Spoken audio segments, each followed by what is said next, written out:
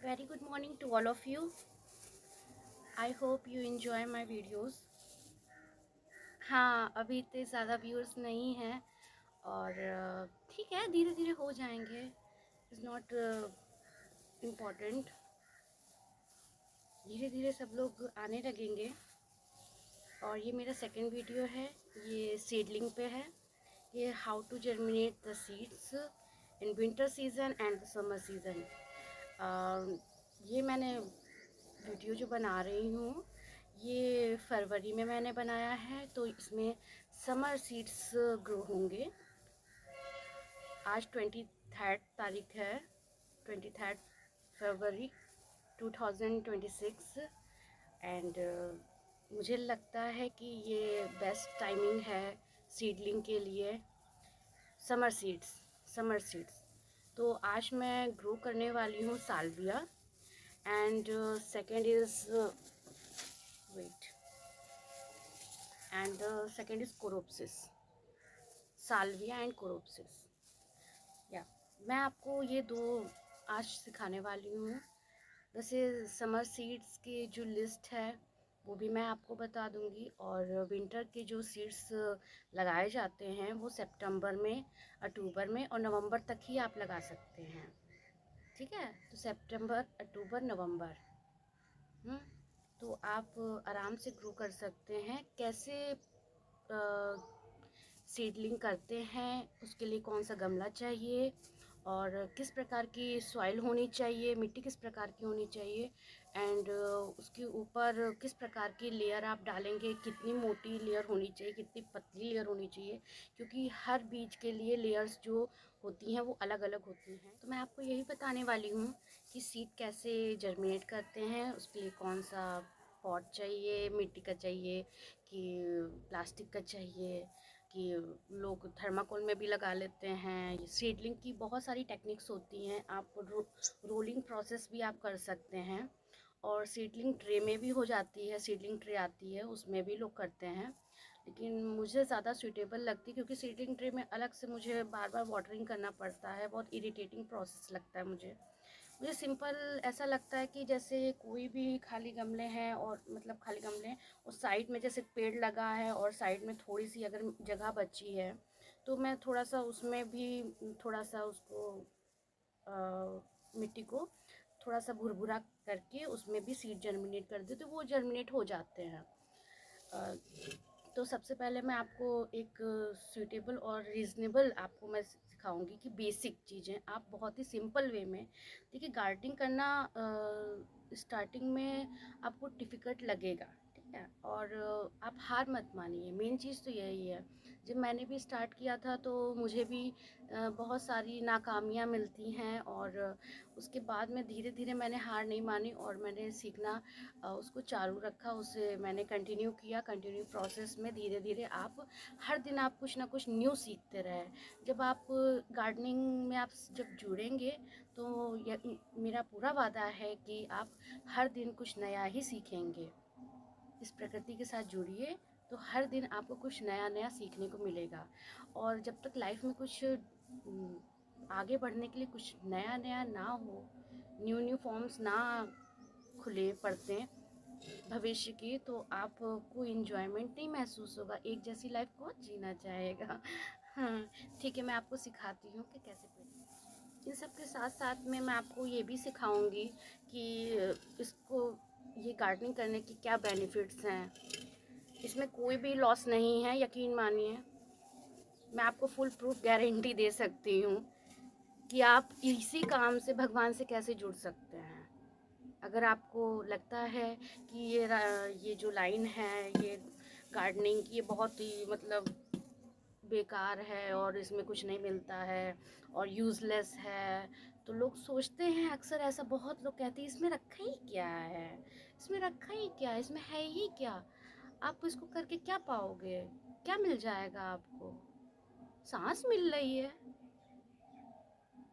देखने के लिए मुझे अच्छे अच्छे व्यूज़ मिल रहे हैं. क्या इंसानों को देख के आप खुश रहोगे? नहीं. मैं केवल इंसानों के साथ क्यों रहूं, मैं इन पशु पक्षियों के साथ रह सकती हूँ. ये बर्ड्स हैं, तितली हैं और ये प्यारे प्यारे भौरे हैं, मैं इनके साथ भी जीवन अच्छे से जी सकती हूँ। ये भी भगवान है मेरे लिए, not a difficult for me. हम इन सब कामों से भी भगवान को पा सकते हैं। अपना हर काम अपने मन से और लगन से करना चाहिए। तो सबसे पहले मैं आपको सिखाती हूँ सीडलिंग। टॉपिक से भटकना नहीं चाहिए। अगर टॉपिक से भटक के ना तो ये वीडियो बहुत लंबा हो जाएगा। तो इतना लंबा वीडियो बनाने के बाद मुझे खुद भी देखना पड़ता है ना, इसीलिए। अब ये देख रहे हैं, ये है मिट्टी का गमला। ये 10 इंची का पॉट है और इसमें मैंने यूज़ किया हुआ है। और इसमें ये ड्रेनेज होल है, लेकिन मैं थोड़ा सा बड़ा और करूँगी क्योंकि मैं इसमें सीड ग्रो कर रही हूँ। मैं नहीं चाहती कि इस सीडलिंग में कोई प्रॉब्लम हो, तो ये एक होल है, इसी को मैं थोड़ा सा बड़ा कर लूँगी।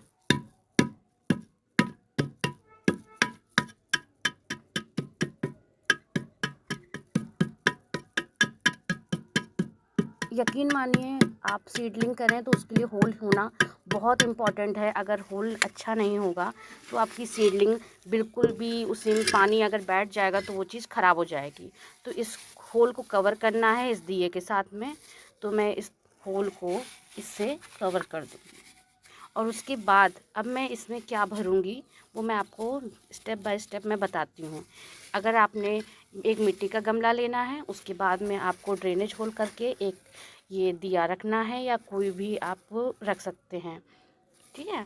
और उसके बाद में इस पे आप फिलिंग करेंगे। पहले हम सूखे पत्तों की लेयर लगा देंगे, सूखे ड्राई लीव्स हैं, ड्राई फ्लावर्स हैं, वो सबका यहाँ पर लगा देंगे ताकि वो डिकम्पोज होता रहे। तो मिट्टी मैंने भर ली थी, उसमें मैंने पानी भी दे दिया है, वाटरिंग कर दी है अच्छे से ताकि मिट्टी बैठ जाए और फिर सीड्स इधर उधर ना हो, ठीक है। तो अब मैं सीड लगाऊंगी। मैंने इसको फाड़ लिया है और ये सीड्स देख लीजिए, ये कलौंजी जैसे होते हैं, जैसे कि काले तिल हो। चलते हैं, लगाते हैं और देखते हैं कैसे लगाए जाते हैं। बहुत इम्पोर्टेंट है। मैं इसके अंदर बैठी नहीं हूँ, कौन सा निकलेगा नहीं निकलेगा भगवान की मर्जी है, ठीक है। तो चलिए लगाते हैं। अब इसमें मैं आधे में कोरोप्सिस लूँगी और आधे में साल्विया। तो ऐसे स्प्रिंकल कर दीजिए दूर दूर, वो अपने आप भी दूर दूर हो जाएंगे। जो पास हो जाएं तो उनको थोड़ा सा दूर कर दीजिए। ये बहुत ही छोटे हैं।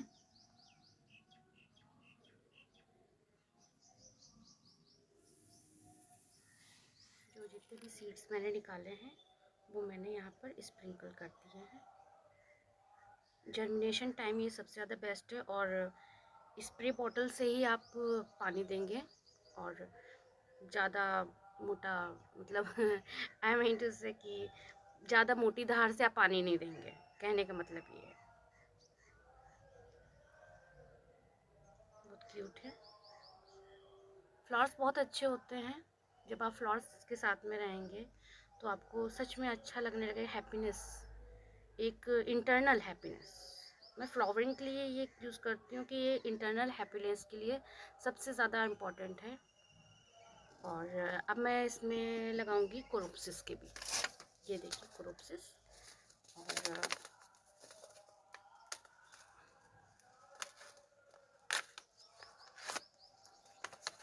सीड्स मैं ज़्यादातर ऑर्गेनिक बाज़ार से, अभी तो इतने ज़्यादा नहीं है, ऑर्गेनिक बाज़ार से लेती हूँ और थोड़ा सा उगाव से ले लेती हूँ, जैसे कंपनी अच्छी लगे, ठीक लगे, जहाँ से अभी आपको सीड्स अच्छे लगे। या लोकल में भी होते हैं और आप इनके पेड़ भी ले सकते हैं नर्सरी जाके।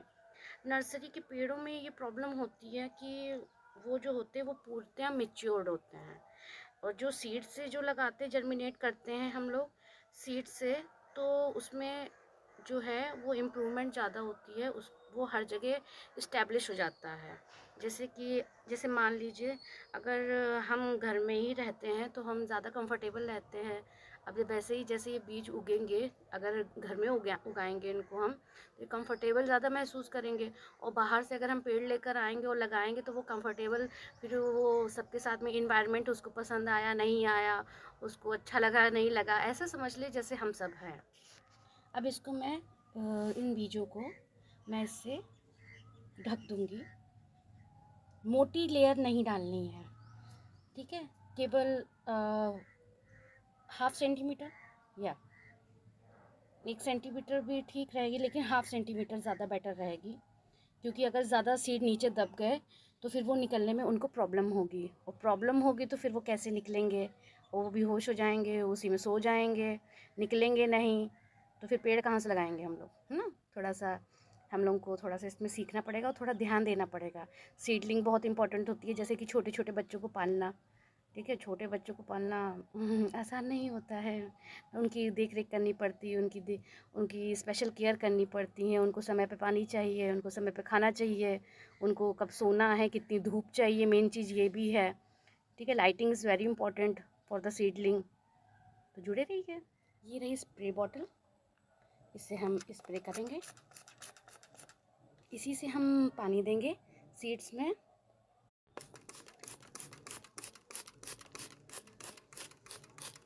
इससे जो है, जो आपका सीड है वो इधर उधर नहीं खिसकेगा।